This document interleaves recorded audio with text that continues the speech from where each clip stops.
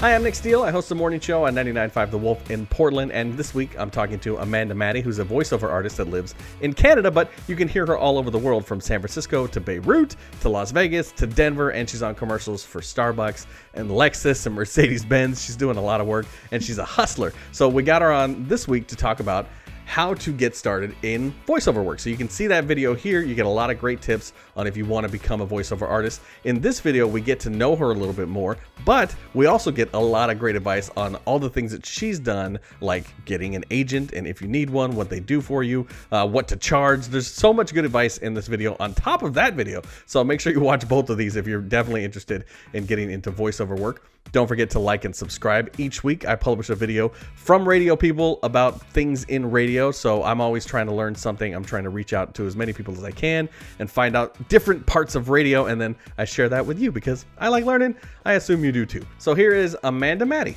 Enjoy. Do you remember the first song you ever talked into? I filled in for a morning show on a radio station in Toronto, and I was like fill-in, so they didn't let me talk a lot just because I was new. Yeah. And like literally straight out of college. So I remember I did like a lot of entertainment reports, and I did a lot of like stuff on American Idol, because it was really big. This was a really long time ago. And so it was like really big then. And yeah, we were talking about one of the artists' hair and stuff like this. So I don't remember a song, I'm sorry, but Oh, no. I remember like the entertainment, we were talking about that, and that was a big thing back then. Oh yeah. Were you nervous at all when you first cracked the mic? Absolutely. I was horrible. I was terrible on air. Like, people were probably like, why would they even put this girl on? I was so nervous. I was like, I'm probably nervous right now. Like, I feel like, like you talk all the time for a living, but you don't have to be live. So I think that was what scared me back then. But I mean, it's better now. But yeah, I was so scared. I didn't want to talk. I was just like, please. And yeah, it was fine though. Is that why you got into voice work as opposed to being on the air? It kind of just fell into my lap. So I started at a radio station, like I mentioned, in Toronto, and I was on their street team. And I was doing like promo stuff for them, and then a full-time job came up to be the receptionist. Oh. So I said, yeah. So I was like, I jumped on it because it was in Toronto, because everybody says you have to go like way up north or somewhere. You can't get a gig in radio in like a major market. And I was like, I'm not going anywhere. So I was like, I'm not leaving. So I jumped as receptionist, and I was just answering the phone, and the production guys and the PD was like, put her on commercials. Oh. So yeah, so I started doing commercials, and then they were like, can you do like fill in on like the radio for like the morning show and entertainment? And I was like, yeah, I can. and it was really funny. And then like imaging, just like I'd never even, like when I was in broadcasting school, they don't teach you about imaging. Oh, really? I didn't know that. Yeah, like, well, I didn't. I mean, that was a long time ago, but maybe they do now. But when I was there, like, I didn't know what a station voice was, or that's what you can do for a living. And I kind of like just fell into it. They just got me to do a piece, and I was like, yeah, I'm sold. Like, I could do this from home and and have my own studio, and yeah, it was cool. Like, yeah. I was in love. Do you have a preference on headphones? So in the radio, like on air side, we get into fights about headphones. Yeah. So do you have a preference? No, because I'm really bad, and I never use headphones when I record. I know it's so like people are like, what? And I'm like, I just hate. So I know this sounds so funny, but I hate the sound of my voice in the earphones. Okay. And I know like maybe not a lot of voice people say this, but I don't necessarily love the sound of my voice. So when I hear myself, I'm like, oh God, that's sound. So it takes me so much longer, because I feel like I have to go back and I sound like crap. And I'm like, oh my God, is this what people are thinking I sound like? Right now, I'm using my daughter's purple headphones just because she got other ones. And I'm like, I'm taking those ones because my Sony ones broke. Yeah. Like a couple of years ago, and I just never replaced them. So then I was like, oh, I'll just take hers. Yeah. I'm like, this works. And then the ones I'm using now are like have a built-in mic, so I can talk to you. Yeah, I see that. And, yeah. Now, so you mentioned you went to broadcasting school. So I did. where did the passion for radio start? Well, like all little girls, you want to be like a superstar, singer, like actress. Not all little girls, but I did. And that's what I wanted to do. I wanted to be an actress. I was like going to be this like Oscar-winning actress, and it obviously didn't happen. You do like 1 year and you try every different element of broadcasting, like production, news, announcing, um, writing, that kind of stuff. And then the second year, you major in something. So I decided to major in news, and that was fun. It was, Yeah. but yeah, it was just not, I loved it because it's funny. And we had a really great time, had really great people in my class and stuff. But then you have to do like an internship at a radio station. You kind of get it, like, and nobody ends up in really always like, I mean, there's very few that end up in what they majored in. Yeah. So it was cool though. Like I did learn how to do a newscast, and that was fun, you know. Oh God, It was fun. I had to do news for a little bit, and I am so not the news guy. I can't even do traffic. So I hated the sports the most, even though like I know some sports and you know some terms, but I'd always say stuff wrong, and Yeah. people would be like, "What's wrong with you?" Oh yeah, I'm like, "I don't know." the news listeners are the worst. They Oh. they call in over everything. So yeah, I no, know. good call. Just yeah. So I decided not to do that. Clearly. Okay. So how do you go from voicing like spots and stuff like that to making this a career? I actually did a year as an executive assistant for the president of the company. That was interesting. Like you learn a lot of different stuff and like behind the scenes, but it wasn't for me. Like I didn't want to be someone's personal assistant. And so they put me into marketing and the promotion side again, but like in like not like street team. And at the same time, I was still doing like all the on-air stuff and the spots. And they decided to open up some new radio stations across Canada, and they needed a voice. And I was in station and I was free. Wow. Pretty much. Yeah. So they were like, can you, and it was a rock station, I remember. And I remember just started voicing it, and it was just like I loved it. I was like more and more. I want to do every single radio station. During that time I got married and I wanted to have kids and stuff. And they decided to do like a switch in the promotions department, and I lost my job. So I was like, well, what the heck am I going to do now? Like, this is my life. Like, you know, so I had some contacts outside of that radio station, just like doing like spots and stuff. And I came home and I said to my husband, and I had everything for a broadcast studio at home, because when I had children, I said to myself I would work from home and I would still continue to do everything and probably branch out. I wanted to do that. It was always a vision, but it kind of came faster than I anticipated it to. Yeah. So I was working out of my spare room closet. I put a bunch of like comforters on the wall, and I was like sitting there, and it was like so uncomfortable, but I was like hustling. I was like, somebody hire me. So finally I was just like really into the imaging. I had some stations, and I said, okay, I need to email an agent, because I'm like, I'm not getting anywhere. I need some help. So at the time I emailed CESD Talent Agency, and Nate Zeitz there, he was like, yeah, I'm not taking any new clients. I'm like, just listen to my demo. Just listen to me. And he was like, all right. And then he listened. He's like, okay, let's talk Monday. This was like Friday night. And he was like, yeah, I want to sign you on. And I'm like, cool. So I said to my husband, I'm like, this is real now. I'm like, this isn't just like a hobby. So he's like, we got to make you a brand new studio. So we actually I was lucky enough, in my basement, there's like a cold cellar.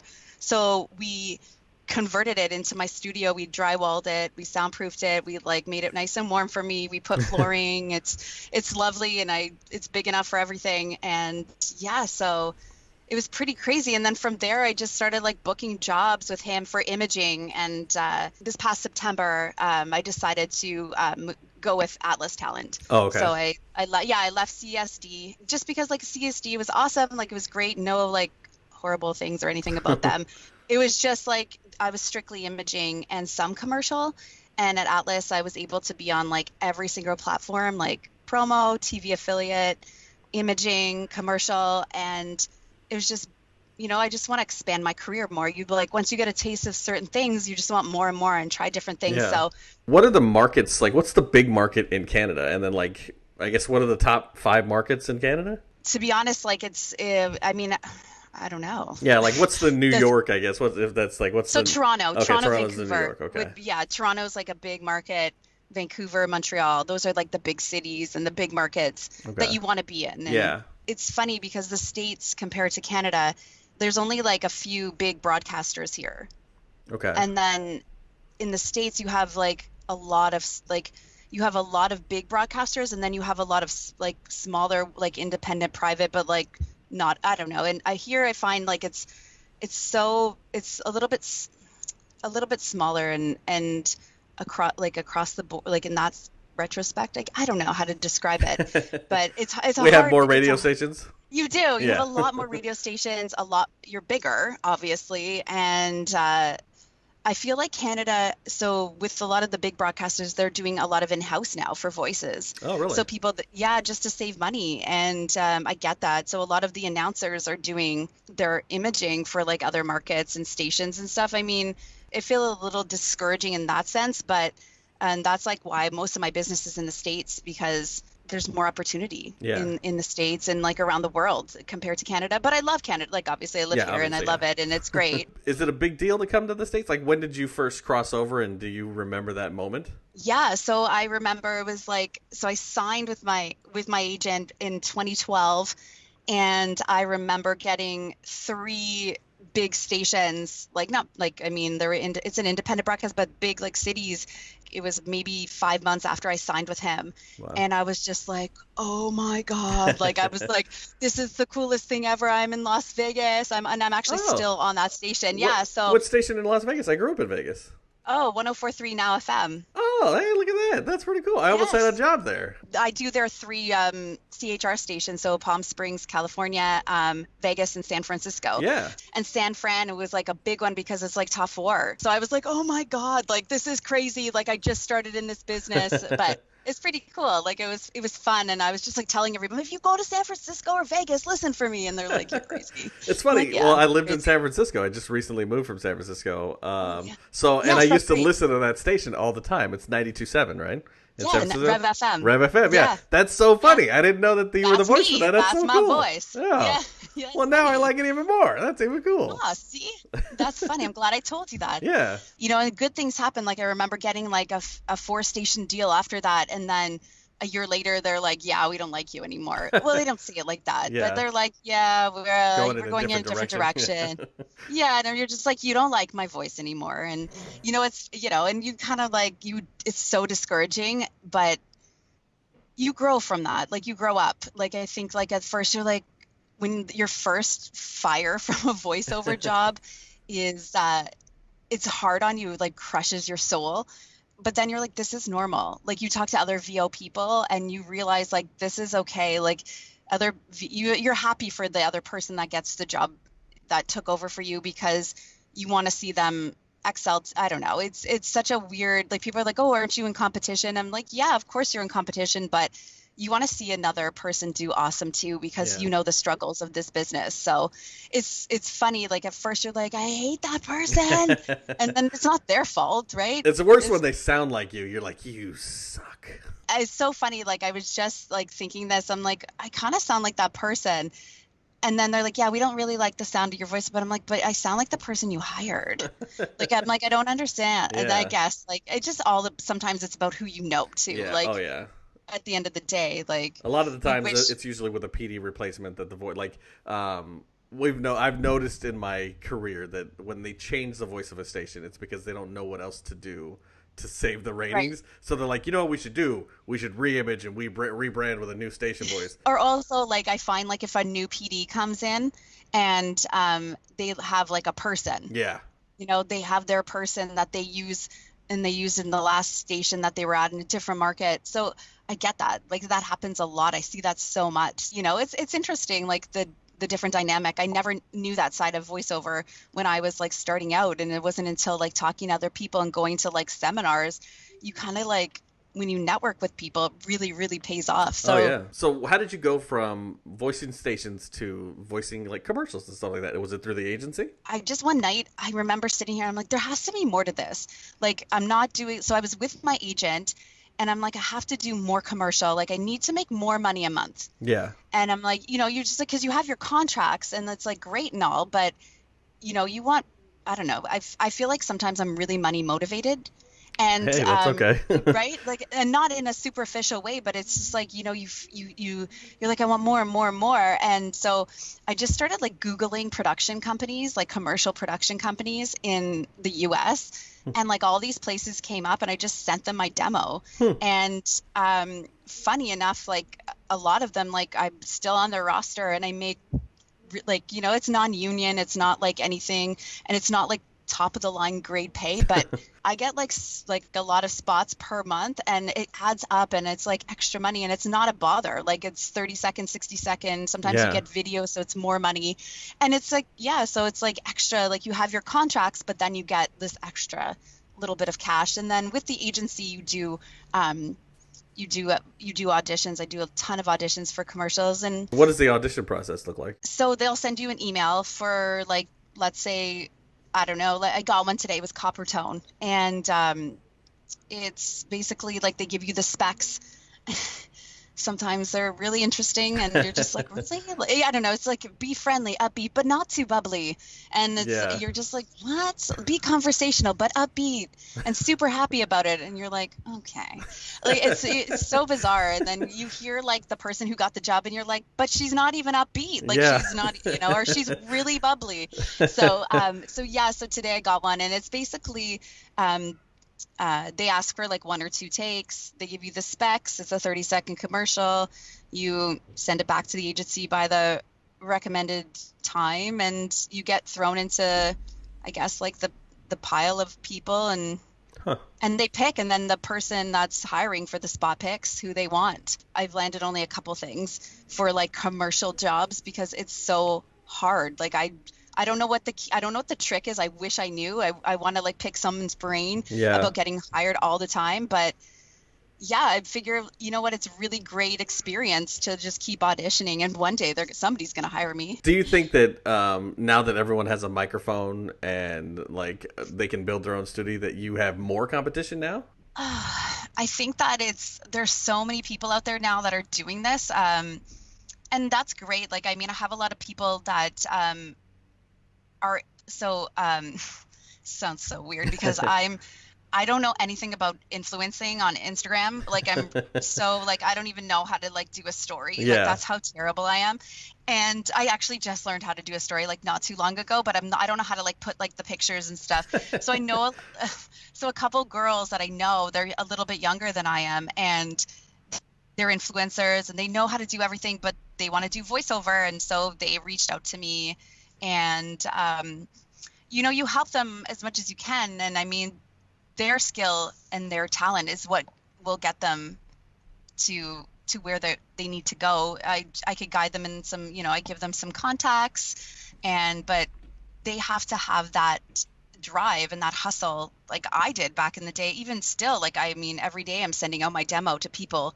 But I like, it's not going to fall in their lap. And I think a lot of them think like, oh, I have a mic and a computer and some software. Yeah. I'm amazing. I have like 5 million followers. Like I should get it. Like, not all of them think that, but Yeah. sometimes you think in your head, like, do they think that the jobs are just going to like, because somebody said they had a nice sounding voice that they're just going to book everything? No, it doesn't work like that. So you have to kind of like bring them down to like back to earth and be like, listen, like you need to really hustle and send your stuff out, because people aren't going to know who you are. They're not going to just offer you a job. As long, like over the years, you sort of build up your reputation, and Atlas is amazing at promoting their talent, and I'm with Benstown for Barter, and they're amazing. I'm there on their roster, and they're amazing at like doing behind the mics with their talent and like really promoting their talent. That's a really helpful tool that has helped me along the way. And just like word of mouth, going to those seminars and networking, and hey, I'm Madi, and they're like, hey, I know you, and you're on this, like you said, like, oh, I know that station, and it's like, now I know that person, and it's like, okay, you never know, like down the road, like everything happens, and it's like just about word of mouth. And I think over the years, you just like people start hearing your name all the time or seeing you and get jobs based on that, like, and it helps that you're talented. It helps that you hustle, and helps that you network. So Yeah. it's good. How many stations are you currently on now that you do I guess monthly. I don't have a lot of, like, I'm not even going to lie to you. I don't have like a ton of stations. Like, I don't have 150 or anything. Yeah. 15 stations. A lot of people say like they want a lot of stations and it's quantity. For me, I like to think that I like the quality of the station. Like, I didn't know a lot about like the markets and stuff in the States. And there's like a 200, like there's the 200 stations that like